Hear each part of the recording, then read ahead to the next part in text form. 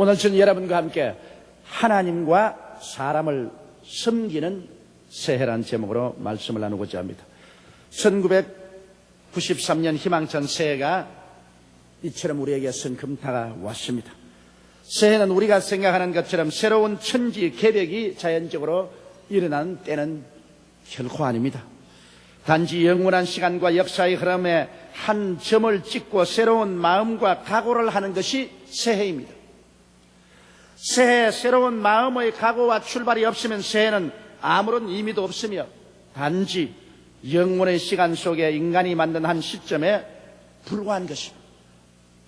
그 때문에 새해 첫 주일을 맞이한 우리들은 심각한 마음으로 이 해를 살아갈 마음의 방향을 반드시 잡아야만 합니다. 그런데 오늘 우리는 이 자리에 모여서 이 한 해를 살아갈 동안에 우리가 어떠한 마음의 방향을 잡고 살아갈 것인가? 마음의 돛대를 정비해야 되겠습니다.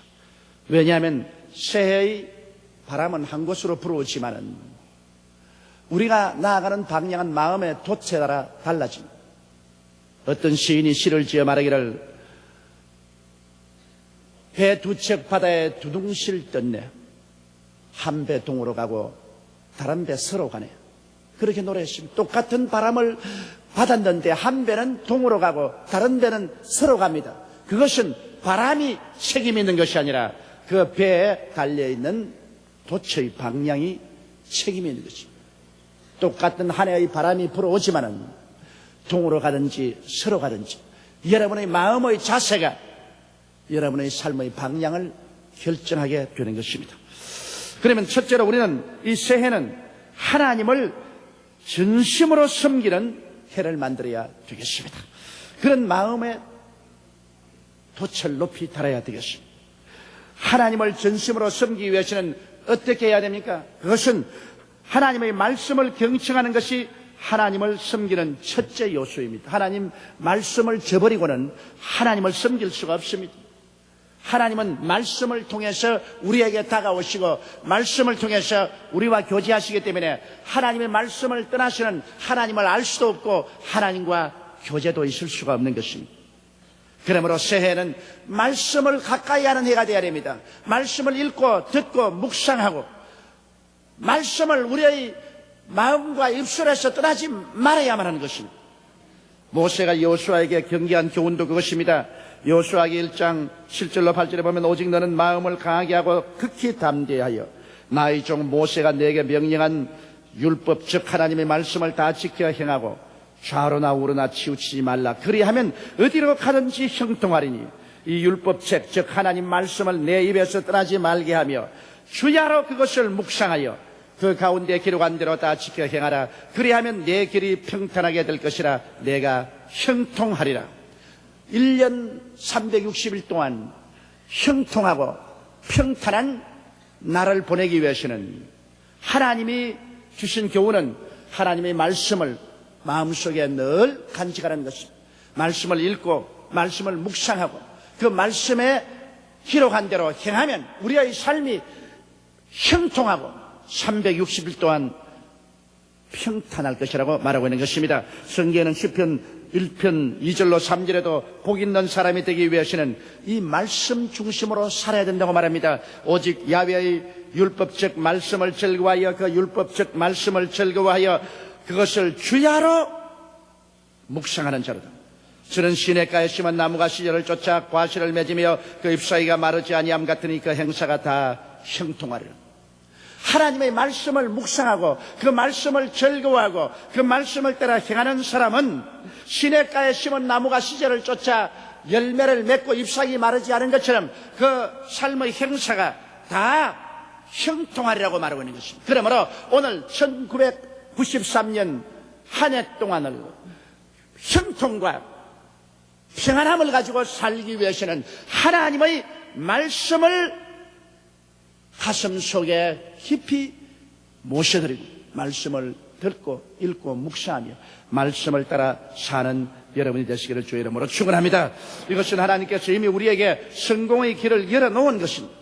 이 성공의 길을 저버리고 우리는 실패의 길로 걸어가서는 안 될 것입니다. 그 다음 우리들은 하나님 앞에서 기도하기를 힘쓰는 삶을 살아서 하나님을 섬겨야 됩니다. 하나님을 섬기기 위해서는 기도해야 됩니다. 기도하지 않고는 하나님을 섬길 수 없습니다. 말씀은 하나님이 우리에게 말씀하는 것이고 기도는 우리가 하나님께 대화하는 것입니다. 그러므로 하나님을 섬긴다는 것은 기도하고 혹은 금식하고 그리고 하나님을 간절히 찾을 때 하나님을 섬겨야 되는 것입니다. 사도행전 13장 1절로 3절에 보면 안디옥 교회에 선지자들과 교사들이 있으니 곧 바나바와 니게를 하는 시몬과 구레네 사람 루기오와 분봉왕 헤로스의 젖동생 마나엔과 및 사울이라 주를 섬겨 금식할 때 성령이 가라시되 내가 불러시키는 이를 위하여 바나바와 사울을 따로 세우라 하시니 이에 금식하며 기도하고 두 사람에게 안수하여 보내니라. 여기에 안디옥 교회는 주를 섬기기 위해서 금식하며 기도했다고 말한 것입니다. 우리가 이 세상에 살면서 주를 섬기는 삶은 매일매일 주를 위해서 기도하는 시간인 것입니다. 더 간절하면 금식하면서 우리 기도해야 하나님을 참으로 섬길 수가 있는 것입니다. 기도하지 않은 사람은 그 마음이 메말라집니다. 기도하지 않은 사람 속에는 성령의 역사가 일어나지 않습니다. 그렇기 때문에 새해는 우리가 교회적으로도 기도에 힘쓰고 개인적으로도 기도에 힘을 써서 기도를 통하여 하늘나라가 우리 마음속에 가득히 차 있는 그러한 삶을 살아야 되겠습니다. 왜냐하면 우리가 기도해야 성령이 충만하게 임하시는 것입니다. 성령 없는 교회는 메마른 교회입니다. 성령 없는 신앙인은 열매 없는 나무와 같습니다. 성령 없는 사람들은 물 없는 우물과 같고 불 없는 화로와 같습니다. 형식은 있어도 내용이 없습니다. 그러므로 우리가 성령 없는 1년을 산다는 것은 저주받은 삶인 것입니다. 그렇기 때문에 우리가 성령이 충만하기 위해서는 기도를 열심히 해야 됩니다. 초대교회 오순절날 성령이 충만하게 임하신 배후에는 120문도가 전혀 기도에 힘을 썼기 때문인 것입니다. 사도행전 1장 12절로 14절에 보면 제자들이 감람몬이라는 산으로부터 예루살렘에 돌아오니 이 산은 예루살렘에서 가까워 안식일에 자기 알맞는 길이라 들어가 저희 요한은 다락에 올라가니 베드로, 요한, 야고보, 안드레와 빌립, 도마와 바돌로메, 마테와 및 알페오의 아들 야고보와 셀로진 시몬, 야고보의 아들 유다가 다 거기에서 여자들과 예수의 모친 마리아와 예수의 아우들로 더불어 마음을 같이하여 전혀 기도에 힘쓰더라고 말했었습니다. 전혀 기도에 힘썼을 때 오순절날에 성령이 폭포와 같이 쏟아진 것입니다. 우리도 마음을 합쳐서 전혀 기도할 때 성령이 마시지 기도 안 하는데 하나님의 성령이 역사하지 않습니다. 그러므로 기도함으로 성령 충만해서 하나님을 섬기는 우리가 되어야 되는 것입니다. 또한 새해는 계명을 지키며 이롭게 살아서 하나님을 섬겨야 됩니다. 우리가 하나님이 주신 계명을 어기면 하나님을 섬기는 것이 아닙니다. 부모가 명령하는 계명을 어기는데 자식이 부모를 섬긴다고 할 수가 있겠습니까? 국가가 있으면 국법이 있습니다. 국법을 지키는 사람이 좋은 국민이지 국법을 어기는 사람이 좋은 국민이 될 수 없는 것처럼 하나님의 계명을 지키는 사람이 참된 신앙인이요 그리고 하나님을 사랑하고 하나님을 섬기는 사람인 것입니다. 요한일서 5장 3절에 하나님을 사랑하는 것은 이것이니 우리가 그의 계명을 지키는 것이라 그의 계명들은 무거운 것이 아니라고 말했습니다. 우리 생각에는 계명이 무겁다고 생각하면 믿지 않은 사람에게 성령이 없는 사람에게 계명이 무거운 것이지 예수 믿고 성령 받은 사람에게는 계명은 무거운 것이 아닙니다. 계명은 가벼운 것이고 계명은 즐거운 것입니다. 그러므로 하나님을 사랑하는 것은 곧 계명을 지키는 것이라고 말한 것입니다.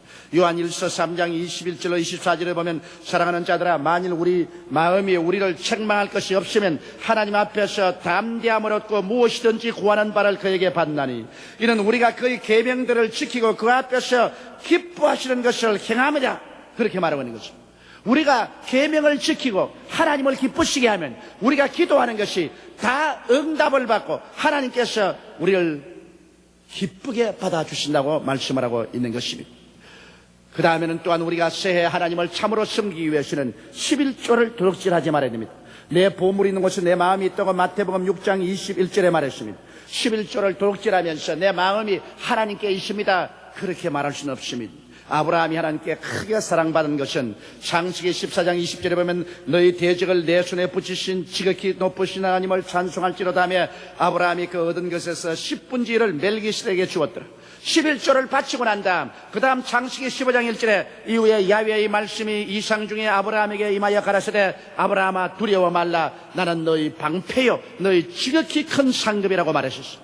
11조를 드릴 때 하나님은 우리의 방패가 되고 우리의 크나큰 상급이 되어서 우리에게 복의 근원이 될 것을 선언한 것입니다. 그러나 하나님의 것을 도둑질하고서 저주받고 난 다음에 하나님을 섬기는 삶을 살 수는 없습니다. 말라기 3장 8절로 9절에 사람이 어찌 하나님의 것을 도둑질하겠느냐 그러나 너희는 나의 것을 도둑질하고도 말하기를 우리가 어떻게 주의 것을 도둑질하였나이까 하도다. 이는 곧 11조와 헌물이라 너희 곧 온 나라가 나의 것을 도둑질하였으므로 너희가 저주를 받았나니라. 우리가 한 해를 살면서 하나님 앞에 저주를 받고 사면 피와 땀을 흘려야 되고 가시와 은극기의 길을 걸어가야 되는 것입니다. 하나님께 저주를 받지 않고 복을 받고 살기 위해서는 하나님의 것인 11조와 헌물을 하나님께 드리고 우리가 도둑질하지 말아야 됩니다. 이 세상에 도둑질하는 것도 나쁜데 하나님의 것을 도둑질하고 우리가 하나님을 섬기면서 사는 한 해가 되게 만들 수는 없습니다. 그렇기 때문에 금년 한 해는 우리가 마음을 다하고 뜻을 다하고 정성을 다하고 목숨을 다하여 주 하나님을 간절히 섬기는 그런 삶을 살아야 되겠습니다. 말씀으로 섬기고 기도로서 섬기고 성령 충만으로 섬기고 계명을 지켜서 섬기고 11조를 도둑질하지 아니하므로 하나님을 섬기는 이러한 새해가 될 때 우리의 삶은 하나님의 형통이 함께 하시고 하나님이 평탄하게 해주시는 은총과 축복이 우리의 삶에 같이 임하게 되시는 것입니다.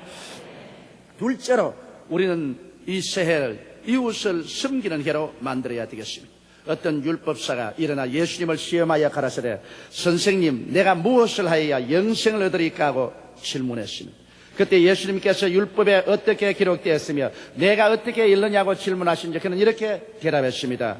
대답하여 가로되 내 마음을 다하며 목숨을 다하며 힘을 다하며 뜻을 다하여 주 너희 하나님을 사랑하고 또한 내 이웃을 내 몸과 같이 사랑하라 하였나이다.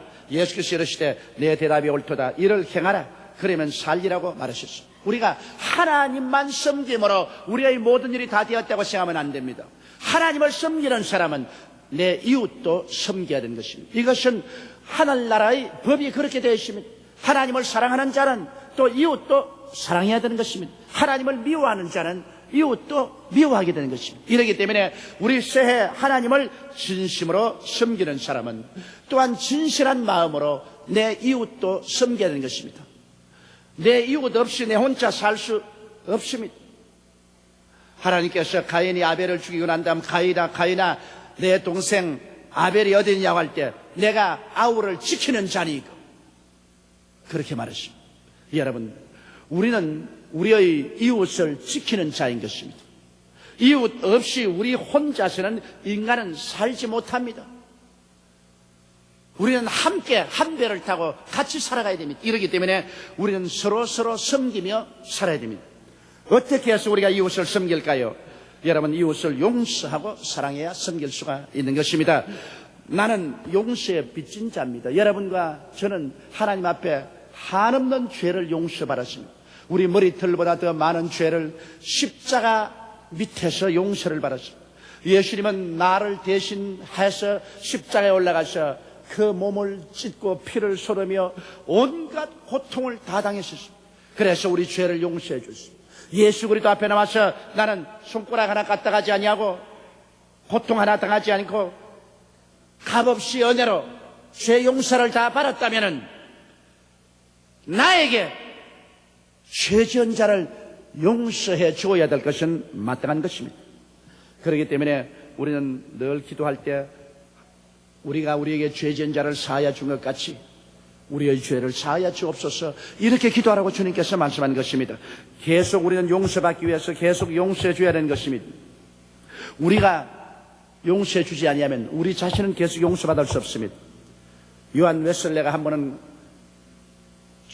죄를 용서하지 않은 청년을 보고 용서해 주라고 그랬습니다. 그러니까 그 청년이 하는 말이 나는 절대로 그 사람을 용서해 줄 수 없습니다. 그러자 요한 웨슬리가 그 사람 눈을 똑바로 들여다보고 말했습니다. 당신은 지금부터 절대로 죄를 짓지 마세요. 죽을 때까지 한 번도 죄를 짓지 마세요. 한 번이라도 죄를 지으면 당신은 버림을 당합니다. 왜 그러십니까? 예수님이 십자가에 못 박여서 내 죄를 다 사해 주는데 왜 내가 용서 못 받습니까? 당신은 용서받기를 원하면서 당신에게 죄 지은 자를 용서하기를 원치 아니하면 주님도 용서를 거부하십니다. 그러므로 당신도 계속 용서받고 싶거들랑 당신에게 죄 지은 자를 계속 용서해 주시오. 그런 말을 했다는 것을 읽어보았습니다. 우리는 늘 용서받아야 됩니다. 우리는 하루도 용서받지 않고 살 수가 없습니다. 죄를 짓지 않은 의인은 없기 때문인 것입니다. 우리는 의롭게 살려고 노력하면서도 늘 죄를 짓습니다. 그러므로 매일같이 우리는 죄 용서를 받아야 됩니다. 그처럼 우리도 늘 이웃을 용서해야 되는 것입니다. 여러분, 용서해 주지 않을 때 그것이 미움과 원한이 되어 마음의 스트레스가 됩니다. 오늘 많은 사람이 병들어 있는 것은 용서하지 못하기 때문에 병들어 있습니다.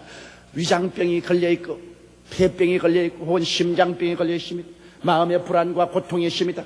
수많은 정신적인 스트레스로 말미암아 다가오는 병들은 그 대개가 인간관계에서 미움을 가지고 있고 용서하지 않기 때문에 그런 것입니다.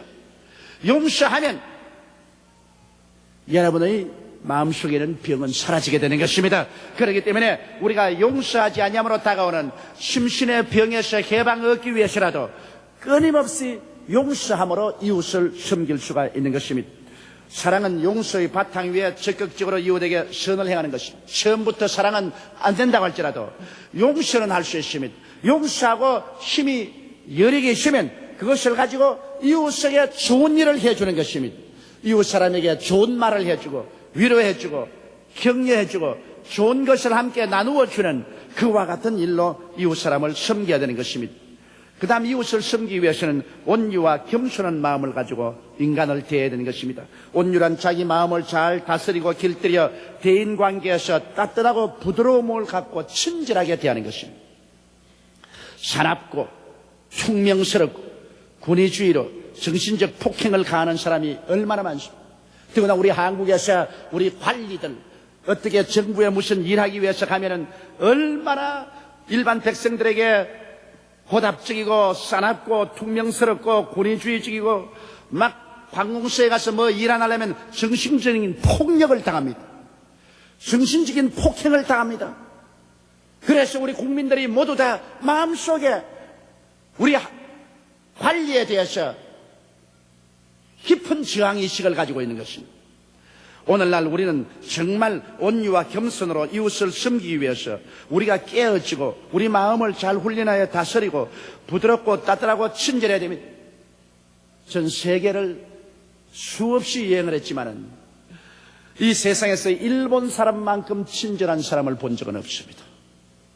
일본에는 택시를 타도 택시 기사가 어떻게 그렇게 친절한지 길 다 모르는 것 자기가 찾아가지고서 하면서도 늘상 미안하다 그러고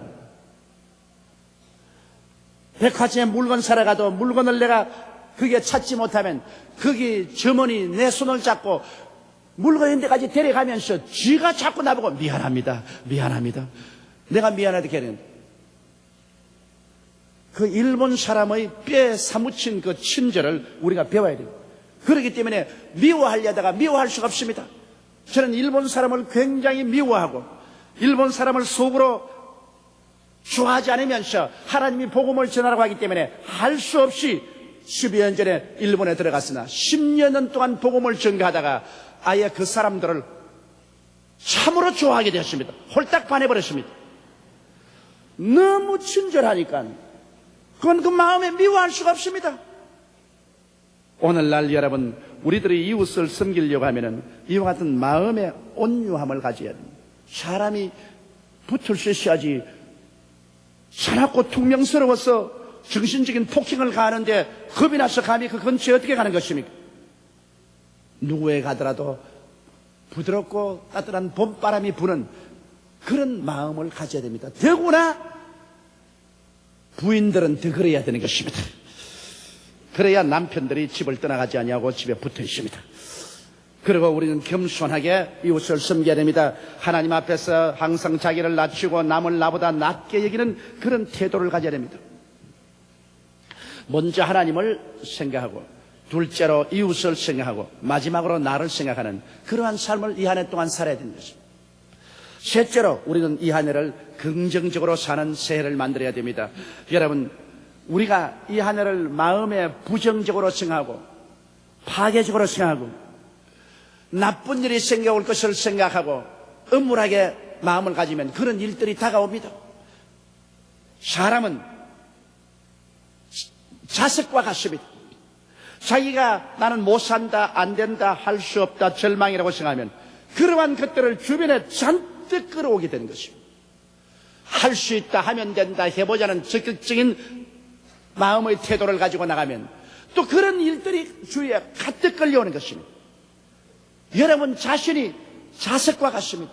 여러분의 운명과 환경을 여러분의 마음의 태도에서 만들어갑니다. 그렇기 때문에 지킬 만한 것보다 내 마음을 지켜라. 생명의 근원이 이어서 난다고 성경은 말하고 있는 것입니다. 우리가 긍정적으로 살기 위해서는 마음을 긍정적으로 아무리 만들려고 해도 인간의 힘으로 되지 않습니다. 우리는 예수 그리스도의 십자가 밑에 나가서 새로운 피조물이 된 자신을 깊이 인식하고 자기의 삶을 주 안에서 힘차게 긍정할 때 긍정적인 삶을 살 수가 있는 것입니다. 예수 그리스도의 십자가란 그 우리가 의지할 곳이 있어야 마음이 달라집니다. 소도 언덕이 있어야 문지른다고 말합니다. 우리가 의지하는 것이 있어야 긍정적으로 변화될 이유가 있는 것입니다. 이유 없이 무조건 마음에 긍정적이 되라는 것은 심리적인 하나의 인간적인 생략에 불과한 것입니다. 우리는 예수 그리스도의 십자가 밑에 가면 그리스도께서 몸짓고 피를 흘려 우리의 죄를 용서해 준 것을 바라보기 때문에 그 피를 의지해서 우리는 용서받은 의인이 된 것을 긍정할 수가 있는 것입니다. 나는 용서받은 의인입니다. 나는 용서받은 의인입니다. 그러므로 나는 의롭게 살고 의의 영 성령이 나와 같이 계십니다. 나는 용서받은 의인이라는 것을 힘차게 주장해야 됩니다.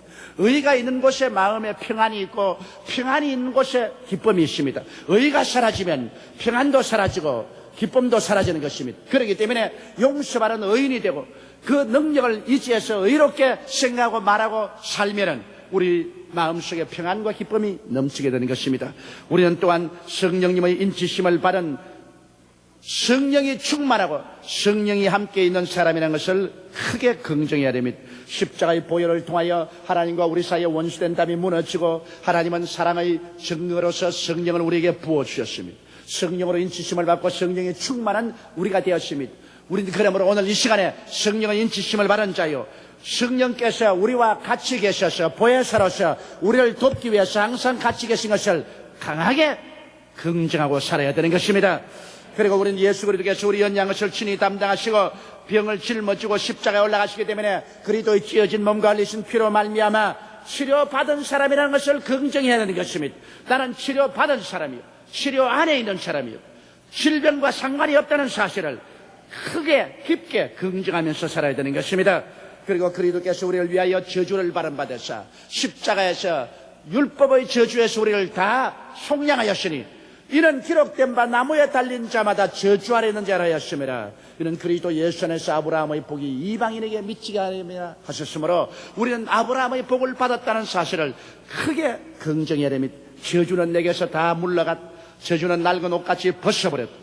나는 아브라함의 복을 받은 사람이다. 그리스도의 십자가로 말미암아 나는 복인이요 복받은 사람이라. 아침에도 복을 받고 점심때도 복을 받고 저녁때도 복을 받는 사람이다. 나는 복인이라는 것을 크게 강조하고 이거를 크게 긍정해야 되는 것입니다. 그럴 때 화는 물러가고 복이 여러분을 점령하게 될 것입니다. 그리고 우리는 영생 천국을 소유한 사람이라는 것을 긍정해야 됩니다. 그리스도의 죽었다 부활하심으로 말미암아 사망과 음부가 철폐되고 영생과 천국은 내 것이라는 사실을 우리가 강하게 긍정할 때 사망조차 우리는 두려워하지 않게 되는 것입니다. 이러므로 우리는 크게 십자가를 통하여 우리의 존재와 내일을 긍정하고 살아야만 되는 것입니다. 그리고 고난을 유익으로 받아들이며 감사하고 살아야 됩니다. 주 안에서 고난은 우리의 밥입니다. 회개시키고 깨어지게 하고 순종케 하고 자라게 하는 것이 바로 고난 아닌 것입니까? 그러므로 우리가 고난을 기쁨으로 받을 때 긍정적으로 인생을 살게 되는 것입니다. 고난이 다가오면 우리에게 밥상이 차려졌다는 것을 알고 고난을 받아 먹어서 소화를 시키지, 고난당할 때 원망하고 불평하고 탄식함으로 고난에 파괴된 사람이 되지 말아야 되는 것입니다. 왜냐하면 고난을 겪고 난 이후에 동등 혹은 그 이상의 축복이 반드시 다가오는 것입니다. 고난은 다가올 축복의 전주곡이라는 것을 알아야 되는 것입니다. 이러므로 고난에 오히려 우리가 감사해야 되는 것입니다. 불평이나 원망은 파괴의 깊은 고를 만듭니다. 자기의 정신적인 무덤을 파는 삽과 괭이가 바로 불평인 것입니다. 감사는 하나님을 믿는 믿음의 표시입니다. 어려움을 통해서도 내가 감사하면은 하나님이 이 사람은 참으로 믿고 있구나 하는 것을 인정해 주는 것입니다. 감사로서 하나님을 영화롭게 하면 하나님이 구원의 손길을 베풀어 주겠다고 하셨습니다. 우리 감사는 왜라는 마음의 갈등을 극복하고 하나님의 섭리에 모든 것을 맡기는 것이 감사입니다. 좋은 것도 감사하고 나쁜 것도 감사할 때 이 모든 것을 하나님의 섭리에 맡겨놓기 때문에 하나님이 합동하여 유익을 만들어 주시는 것입니다. 그러므로 새해에는 우리가 반드시 긍정적인 마음의 자세와 태도로 이 하늘을 살아야 되겠습니다. 새해의 우리의 모토는 하나님을 섬깁시다, 이웃을 섬깁시다, 긍정적으로 사십시다. 이것이 되어야 됩니다. 우리는 새해 하나님 제일주의로 하나님을 섬기고 내 이웃을 나보다 먼저 승하고 섬기며 고난을 기뻐하며 감사를 넘치게 하며 살아가야만 할 것입니다. 그때 우리는 행복이 찾아오기를 기다리지 아니하고 우리가 행복을 만들어가며 살게 되고 또 남을 행복하게 만들면서 살아가게 되는 것입니다. 우리 다 같이 고개 숙여 기도드리겠습니다. 거룩하시고 영광스러우신 우리 아버지 하나님, 우리 앞에 새해는 벌써 다가왔습니다. 새해의 첫 주일을 우리는 주님 앞에 보냅니다. 이 새해를 우리가 어떻게 지나갈 것이라는 것은 우리 마음의 돛을 어떤 방향으로 달 것이냐에 달려 있습니다. 새해의 바람이 불어오고 새해의 물결이 쳐오는데 우리의 돛의 방향에 따라서 동으로 가고 서로 가고 성공으로 가고 실패로 가고 행복으로 가고 슬픔으로 가고 천국으로 가고 지옥으로 갈 수 있습니다. 하나님 아버지여, 오늘 이 시간 우리의 마음을 활짝 열고 마음의 돛을 활짝 펴서 하나님을 섬기는 방향으로 돛을 달게 도와주시옵소서. 이웃을 섬기는 방향으로 돛을 달게 도와주시옵소서. 긍정적인 삶의 자세를 가지고서 항상 감사하며 사는 돛의 방향을 달게 하여 주시옵소서. 그래서 참으로 하나님과 함께 이해를 지나고 영혼이 잘되고 범사가 잘되며 강건하고 생명을 얻되 넘치게 얻는 놀라운 이해를 만들게 도와주시옵소서. 우리 주 예수님 이름으로 기도드리옵나이다. 아멘.